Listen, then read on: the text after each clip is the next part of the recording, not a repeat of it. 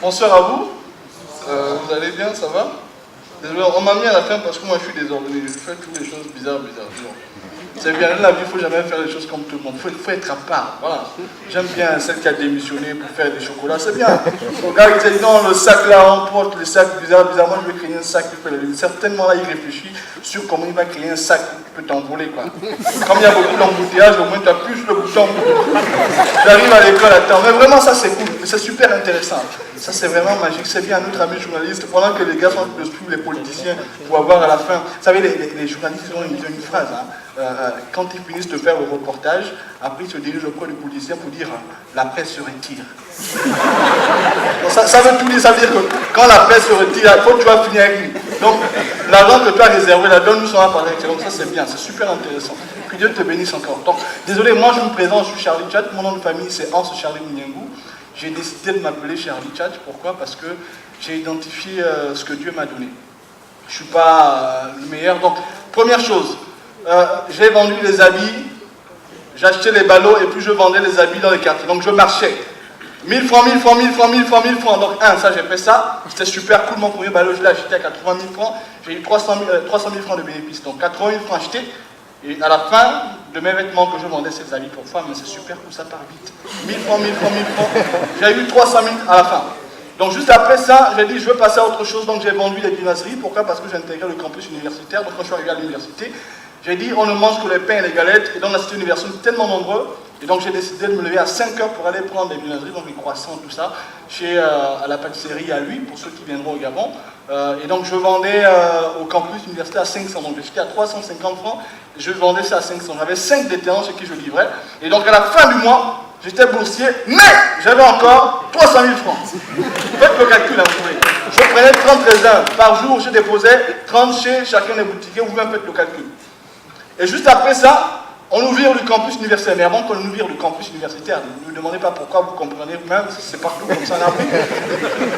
J'ai dit, je veux passer à autre chose, je vais ouvrir mon restaurant. Et donc j'ai ouvert un restaurant. Mais avant que je ouvre le restaurant, je me suis levé un matin parce que je n'avais pas beaucoup d'argent. Et donc j'ai dit, je vais aller en ville. J'ai fait Pico-Pico-Fian entre deux banques, Ecobank et Orabank, non, Ecobank et UGB. Et je suis tombé sur, vous connaissez Pico-Pico-Fian, Congo Maleke, Congo Malé, qui ont la poule de ma mère a pendu, je suis tombé sur Ecobank. J'ai dit non, Ecobank est tellement bizarre, ils ont l'air un peu trop mauvais, quoi. Je suis rentré dans UGB. Et quand je rentre dans UGB, tout ce que j'ai oublié, c'est pas le pico, c'est la réalité. C'est vrai, ça fait rire, mais c'est ça ma vie. Voilà. Et donc quand je suis rentré dans UGB, j'arrive dans UGB, la phrase qui sort de ma bouche, et c'est là, je m'en pas, tout ça c'est écrit. Bonjour monsieur, où se trouve le bureau où on donne les crédits? Je n'ai aucun papier, aucun document, je n'ai rien. Il me dit, le bon monsieur me répond sans regarder si j'ai un document ou pas, il me dit c'est au 5e étage. Je dis ok, merci beaucoup monsieur. Je monte au 5e étage. Quand j'arrive au 5e étage, je dis monsieur, où se trouve la porte où on donne les crédits?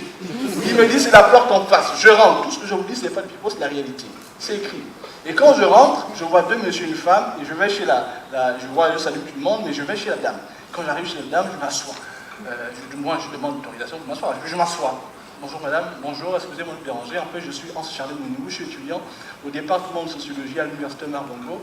Mais je viens vers vous parce que j'ai un moins virus. La dame, elle me regarde. Je me rends compte qu'elle est surprise. Je dis non, les écrans, ce n'est pas le virus du VIH-Sida, c'est le virus de l'entrepreneuriat. Elle commence à sourire. Je dis voici ce que j'ai fait, j'ai vendu des viennoiseries, j'ai vendu des vêtements, et maintenant je veux ouvrir ma sandwicherie. Je viens vers vous parce que j'ai besoin d'un financement. Voilà. J'ai parlé, elle me regarde. Elle me dit comment vous appelez? Je dis Hans Charlie. Ok. Prenez ma carte de visite. Donc elle prend la carte de visite. Elle me dit écoute, appelez-moi mercredi. Je prends, c'est tout ce qu'elle m'a dit cette femme. Rien de plus. Et donc quand je prends la carte de visite, en fait, j'ai eu honte. Elle ne m'a rien dit d'autre. Mais elle m'a dit appelez-moi mercredi. Et donc je suis parti. Mercredi arrive, il fallait que je commence à compter les heures, tout ça. Et puis le mercredi, donc je ne veux pas la place, je ne veux pas rentrer dans les détails. J'appelle la dame. Elle me dit, écoute, vous êtes où? Parce que depuis là, je vous attends depuis le matin. Je dis, madame, j'arrive. Et quand je viens, voici ce que la dame me dit. Elle dit, je ne vous connais pas, vous n'êtes pas mon parent. Et pour moi, c'est un peu surprenant de donner de l'argent à quelqu'un que je ne connais pas. Mais je vous donne ça à cause de votre audace. C'est le mot qu'elle a sorti. À cause de votre audace. Et cette femme a sorti l'enveloppe de 100 000 francs qu'elle m'a donné. Ce n'est pas mon parent. Elle s'appelle Madame Andieu. Même dans la tombe, je vais me rappeler son nom. Madame Andieu. Elle m'a remis 100 000 francs. J'ai dit à cette femme, avec l'argent là, même si c'était 1000 francs, j'allais prendre. Mais je vous promets que je vais ouvrir ma sandwicherie. Et bon, Dieu fait des choses, je n'ai pas ouvert la sandwicherie, mais j'ai ouvert un restaurant. Oui, non, j'ai ouvert un restaurant, on a fait 1 an avec mon ami Armand, personnel, le premier cuisinier, que je payais 150 000 francs par mois alors que je ne savais même pas comment j'allais faire le payer. Mais bon, mais on a tenu 1 an, et donc pendant les 1 an, on a ouvert un restaurant, le slogan c'était simple, dépense moins, mange bien. Vous allez sur Facebook, vous allez retrouver ça, le nom c'était Charlie's Food, dépense moins, mange bien. Voilà, donc le plat qu'on vend cher là-bas, tu peux retrouver ça chez nous en moindre coût. Mais bon, mais comme l'endroit où j'étais situé, c'est tellement bizarre, il n'y avait pas trop de clients, tout ça, donc du coup c'était compliqué pour moi de faire un peu les bénéfices. Et du coup, je suis passé à autre chose. Et donc là, qu'est-ce qui arrive? Il se trouve qu'on nous vire du campus universitaire. Quand on nous vire du campus universitaire, je n'ai plus d'endroit où aller dormir. Okay, je suis allé dormir chez une ex, désolé, excusez-moi, mais elle est super sympa parce que j'avais une bonne relation avec ses parents. Et du coup, la maman me donne la possibilité de loger d'abord dans un des studios. Mais ce qui est bizarre, parce que c'était bien, parce que le père, en fait, il n'acceptait pas que les gens arrivent. Okay, mais la mère savait qu'entre la fille et moi, il y avait un truc. Voilà. Mais elle n'a pas dit au père, donc on a trouvé l'astuce pour pas qu'il soit informé. Il ne faut pas mettre ça sur les réseaux, hein, s'il vous plaît. Ça, c'est entre nous. Et du coup, j'ai logé là-bas pendant 1 mois. Et juste après les 1 mois, c'est tellement bizarre, je me sentais un peu mal à l'aise, okay, parce que je ne pouvais pas faire des trucs, tout ça. C'était limité pour moi, il fallait rentrer plus tôt parce qu'à 1 heure, on fermait le portail, tout ça. Donc c'était un peu bizarre. Et du coup, je suis allé au Conseil national de la jeunesse où j'étais en tant que bénévole chargé de la communication. Le Conseil national de la jeunesse, vous connaissez, vous avez ça par ici, en Côte d'Ivoire, il y a le Conseil des jeunes. Et donc quand je rentre dans le Conseil national de la jeunesse, je suis chargé de la communication. Donc je vais voir le président, je dis écoute président, en fait là j'ai un problème, je n'ai pas encore dormi, mais est-ce que je peux passer 1 nuit ici? 1 nuit, c'est moi, et puis de moi, on va trouver une solution. Il dit écoute, il n'y a pas de problème, tu peux, voilà, il y a internet, c'est bon, dans les bureaux, il y avait les douches, voilà. Je suis rentré. Mais, tenez-vous bien, 1 nuit, j'ai fait 1 an et 4 mois à l'intérieur. Non mais sérieux, 1 an et 4 mois j'ai dormi au Conseil national de la jeunesse. Ceux qui veulent, rapprochez-vous de tous ceux qui étaient au Conseil, on vous dira. 1 an et 4 mois, mais ça les gens ne savent pas. Pas beaucoup. Mais ils étaient surpris de savoir que tous les matins à 6 h quand ils arrivaient, j'étais toujours là. Pour eux, j'étais toujours à l'heure. Mais ils ne savaient pas qu'en réalité, je me levais à 5 h pour donner l'impression que je venais toujours à l'heure pour pas que les gens se sachent. Je dormais au sol, à même le tapis sur lequel les présidents marchent là, ok? Donc moi je prenais ça, je mettais au sol à côté du bureau, m'avait donné un pagne pour faire la tenue pour aller à la coutume, quand on se marie à la coutume. Alors, j'ai pas fait de tenue, donc c'est ça que je prenais, je mettais sur le tapis rouge, ok? Et comme on avait la connexion, il y avait la clim, donc pour moi les moustiques c'était pas trop mes amis, et je dormais dessus pendant 1 an et 4 mois. Et là je me dis 2 choses. Qu'est-ce que Dieu m'a donné là? Quel est le potentiel que Dieu m'a donné? Okay? Et je m'arrête sur ça.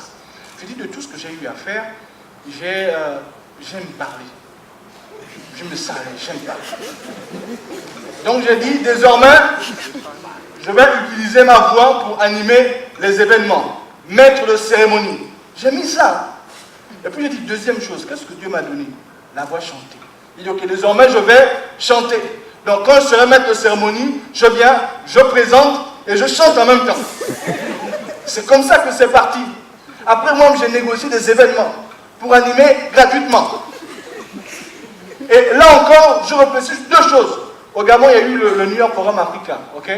Pour ceux qui connaissent, allez sur Internet, vous allez voir. Et il se passe qu'au New York Forum Africain, le dernier jour, devant des décideurs, des chefs d'État qui viennent de partout, tout ça, je suis devenu fou. J'aime la folie, il faut être fou. Ouais, c'est bien. Si tu fais des trucs comme tout le monde, t'es pas du tout, en fait, fou. Voilà, partir de ton travail, voilà. Voilà, c'est bien. Voilà, c'est bien, faut être fou. C'est important la folie. Et là, je vois un homme. Déjà, la soirée qui est là, je vais le voir, je dis, monsieur, excusez-moi, j'ai envie de chanter. 1 minute. Le mec, il me dit, non, c'est pas possible tout ça. Je vais voir le manager d'un artiste qui est super connu chez nous. Je dis, écoute, est-ce que je peux chanter? Je peux m'annoncer l'artiste, tout ça. Il dit, non, c'est pas possible, je peux annoncer l'artiste. Je dis, ok, il n'y a pas de problème. Je réfléchis 2 fois, 3 fois, 3. Je vais sur une porte. Donc, il y avait un monsieur à l'intérieur. Je savais que lui, il avait la décision. Donc, j'arrive chez lui. Je dis, bonjour, monsieur, excusez-moi de déranger. En fait, je suis la communication du Conseil national de la jeunesse, mais j'ai envie de chanter 1 minute sur un jour, je vous promets que vous ne serez pas dessus. Il ne me regarde pas, il est sur son téléphone. Je passe la vitesse de ça, vous pouvez demander, il s'appelle monsieur Eric Chenel. Je viens, je mets mes mains sur son bureau comme ça, et je commence à faire les vibes, le tchatching. En fait, le tchatching, ça veut rien dire, hein. C'est pas le français, c'est pas l'anglais, c'est rien.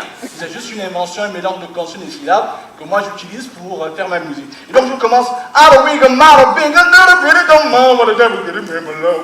ça m'a marqué dans le Dieu comme là. Donc quand j'ai commencé à faire ça, le monsieur il me regarde, il me prend par la main et il m'amène chez les deux messieurs à qui j'ai demandé l'autorisation avant qu'ils avaient refusé.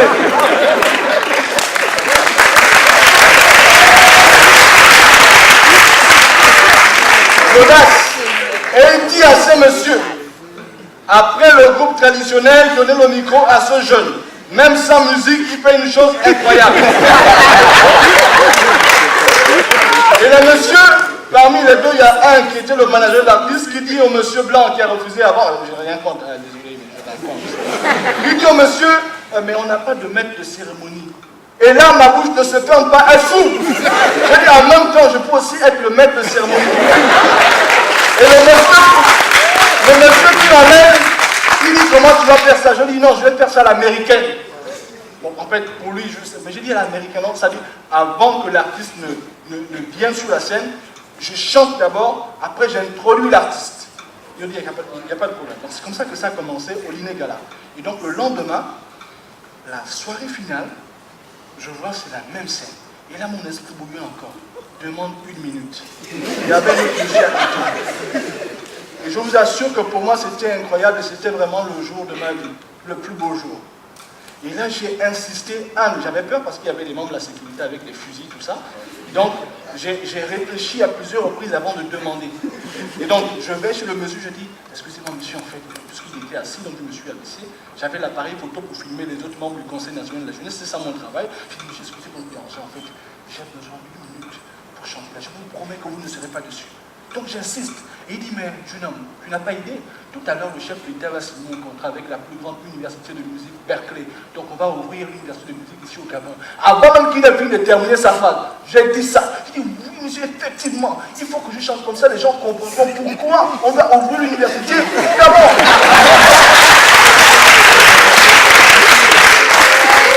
Ce que je vous dis, c'est pas qu'il faut, désolé pour les organisateurs, mais je pense que c'est essentiel. Parce qu'à la base, c'est ça, il faut être audacieux. Et nous sommes dans la génération des audacieux. Qu'on le veuille ou non, si tu n'es pas audacieux, tu ne peux rien avoir. Quelqu'un a dit ici, on n'attend rien de personne. En fait, celui qui te donne la chaise, il a déjà réfléchi en lui-même, il sait déjà comment il va s'asseoir. Donc il ne peut pas te donner la chaise sans qu'il n'ait réfléchi. Donc personne ne tu l'as fait toi-même. Bon, et il me prend par la main, il m'amène, et au moment où il m'amène, le chef de l'État est en train de rentrer. Et derrière le chef de l'État, il y a M. Richard Attias. Pour ceux qui connaissent M. Richard Attias. Et donc M. Richard Attias, il prend la main de M. Richard Attias Nonguet et il dit à M. Richard Attias Nonguet, bon je paraphrase, hein, j'avais je ne suis pas trop fort en anglais, tout ça, mais il dit à M. Richard, ce jeune, il faut qu'il chante avant la signature du contrat. Et M. Richard me demande, quel est ton prénom? J'ai dit Charlie. Il dit ok, il fait signe au maître de cérémonie pour dire après, avant, vous faites passer ce jeune. Je vais chanter sur la scène, il y a près de 3000 personnes, il y a des chefs d'État, des décideurs économiques. Je n'ai pas de musique. Je n'ai pas de son. Je ne suis pas un artiste. Ok? Deuxième chose, je vais chanter une chose que personne ne comprend. Ce n'est pas le français, ce n'est pas l'anglais, c'est rien, c'est du charabia. Vous pouvez aller sur Internet, vous cliquez, c'est la première phrase que j'ai sortie. Mesdames, monsieur le président de la République, mesdames, messieurs, ce que vous allez écouter, ce n'est pas du français, ce n'est pas l'anglais, c'est du tchatchini. Et c'est ça le tchatchini. Et j'ai chanté là. On ne m'a pas payé. Mais j'étais content de chanter. J'étais heureux parce que j'ai fait ce que je voulais. La chanson, j'ai improvisé un truc, je ne sais pas, je ne me rappelle pas, c'est ça le tchatchini. En fait, on chante les choses qu'on ne se rappelle pas. Si je dis par exemple, I believe in that I give you a lot of you will make it really better than now.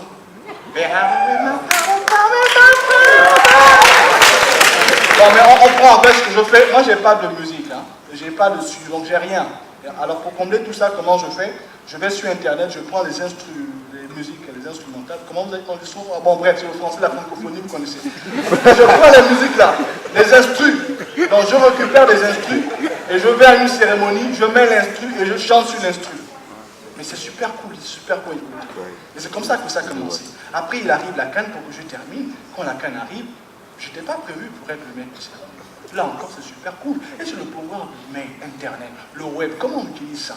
J'ai envoyé un mail à ce monsieur qui m'avait donné la possibilité de chanter alors que j'étais rentré dans son bureau pour faire les histoires bizarres. Et quand j'envoie le mail, le monsieur me dit « Ah tiens, j'ai envie de vous rencontrer ». Je vais à son bureau, quand je le vois, il dit « Est-ce que tu as prévu quelque chose pour la CAN ?» Je dis « Non, monsieur me donne la possibilité de chanter, je vais chanter ». Il dit « Ok, il n'y a pas de problème, mais je pense qu'il y a une réunion d'ici là et je tiens à ce que tu sois là ». Et quand la réunion se tient, c'est avec les organisateurs de la CAN, et je ne savais pas que c'était les organisateurs. Donc quand je viens, ils sont en train de parler technique, voilà comment on va faire un suite. Et là je dis non mais tiens, je pense qu'on peut faire ça comme ça. Je pense que pour l'entrée, il faut qu'un petit récite un poème. Ils disent mais écoute, est-ce que tu peux écrire? Je dis il n'y a pas de problème, je suis allé, j'ai écrit à la maison et j'ai envoyé par mail. Quand on s'est revu la prochaine réunion, ils disent non mais voilà, je pense que ça c'est bien, mais est-ce qu'on n'a pas de maître de cérémonie? C'est là la phrase. Et du coup, quand ils disent on n'a pas de maître de cérémonie, dans ma tête, j'ai le nom d'un maître de cérémonie. En fait, c'est quelqu'un qui est super bon, qui est super doué. Mais mon esprit dit non, pas lui, propose-toi. J'avais la trouille. C'est sérieux. Et je dis ce jour à monsieur Julien, qui était là, donc un des membres de l'équipe, je dis vous pouvez m'utiliser de deux manières. Soit en chantant ou en étant maître de cérémonie. Et eux, ils ont dit, ok, il n'y a pas de problème, on va étudier la solution. Mais j'avais envoyé, mais quand je suis arrivé à la maison, le mail que j'ai fait là, j'ai tout fait, j'ai pris les photos des événements que j'ai eu animés, les trucs, tout, j'ai envoyé. Et quand on s'est revu la prochaine réunion, ils me disent, écoute, on a regardé tes fichiers, on aime une petite folie en toi, mais est-ce que tu penses qu'on peut te faire confiance? Je dis, il n'y a pas de problème. Dites-moi ce que vous voulez, moi je vais faire. Et du coup, ce monsieur, ils m'ont vraiment fait confiance. Ils m'ont donné la possibilité d'être maître de cérémonie de la Coupe d'Afrique des Nations. Ça, je ne pensais même pas un seul instant que j'allais être là, dans ce stade.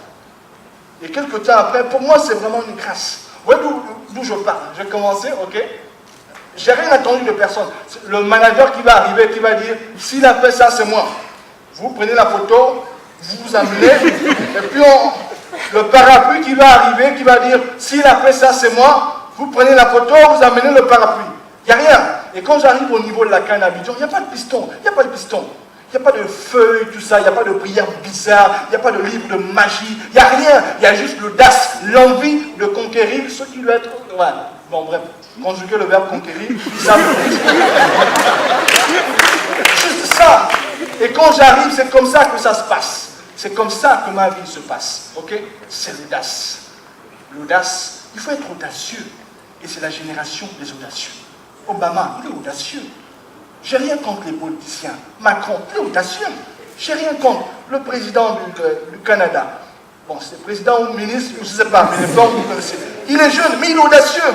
Quand on voit le grand frère qui fait le sac, il est audacieux. Quand on voit celle qui laisse son travail pour aller faire le chocolat, tout ça, elle est fatiguée de manger du chocolat, il faut maintenant qu'elle prépare pour que les autres aussi mangent. Il faut être audacieux. N'attendons rien de l'État parce que l'État ne connaît pas notre État.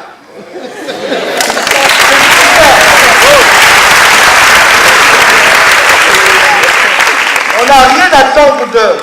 Tu connais ton potentiel, utilise-le.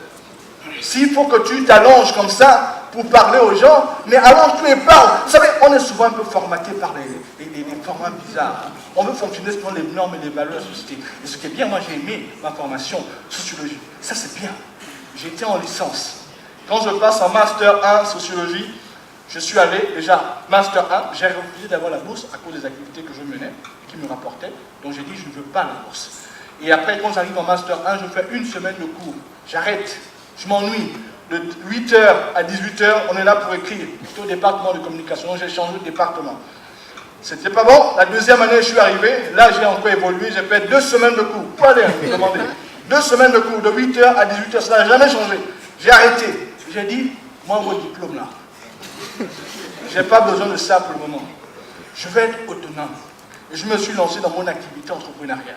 Et j'ai dit, désormais, mon boulot, tu veux que je parte, tu me payes. C'est juste ça. Bon, pas ici en fait. Ici, c'est le partage. C'est l'amour, c'est entre nous. Mais, si vous m'appelez ailleurs, il faut que vous me payiez. C'est juste ça. Et c'est comme ça qu'il faut voir les choses. Ok? C'est vrai, on va faire des trucs où on ne va pas nous payer au début, mais on peut nous payer par la suite. L'argent n'est que la conséquence de l'expérience qu'on prend à gauche et à droite.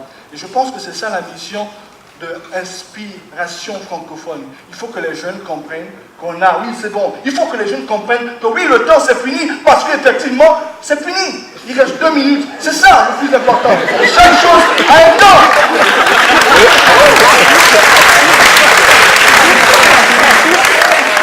C'est ça la vie. La vie se fait dans un laps de temps. Ça file. Donc il faut savoir qu'est-ce que tu fais, à quel moment tu le fais, avec qui tu le fais et comment tu le fais. Il faut respecter le timing. C'est important parce que les choses avancent. L'âge, pile, j'ai 28 ans, je vieillis déjà. Hein? Voilà, l'autre, 30 ans, tout ça, c'est pas grave. Le plus important, c'est pas là, c'est la connaissance que tu as. Hein? C'est pas bien grave. Il faut être audacieux. Et donc, moi, vraiment, de manière sérieuse, le seul conseil que je nous donne, soyons audacieux. On n'a pas besoin de dealer son corps pour faire des choses bizarres. Au niveau des femmes, on n'a pas besoin de se lancer dans des pratiques bizarres pour réussir. Au niveau des hommes, on n'a pas besoin d'être bizarre pour réussir. On n'a pas besoin d'aller toucher aux feuilles pour réussir, ou de faire pour réussir. Non, on a juste besoin de faire 3 choses. La première des choses, identifier ton talent. Quel est ton talent? Quand tu as identifié ton talent, tu sais quoi faire. La deuxième des choses, ok, c'est de travailler, de saisir les opportunités. N'attends pas une opportunité, ok? Il ne faut pas l'attendre, il faut aller vers l'opportunité. Crée ton opportunité, laisse parler ta différence, ta particularité. On s'en fout que tu ne fasses pas comme tout le monde, c'est pas grave, c'est bien. Tôt ou tard, on va te mettre comme ça. Et puis la dernière chose, c'est mettre Dieu devant. Pourquoi? Parce que c'est lui l'être, le mouvement. C'est lui l'architecte de l'architecture que nous sommes.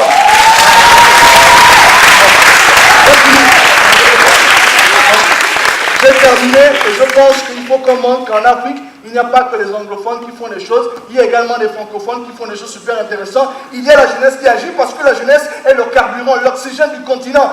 On a déjà vu un stade de football Coupe du Monde, une Champions League avec des vieux de 45 ans, 60 ans. Non, ce sont les jeunes qui jouent. Bon bref, j'ai terminé.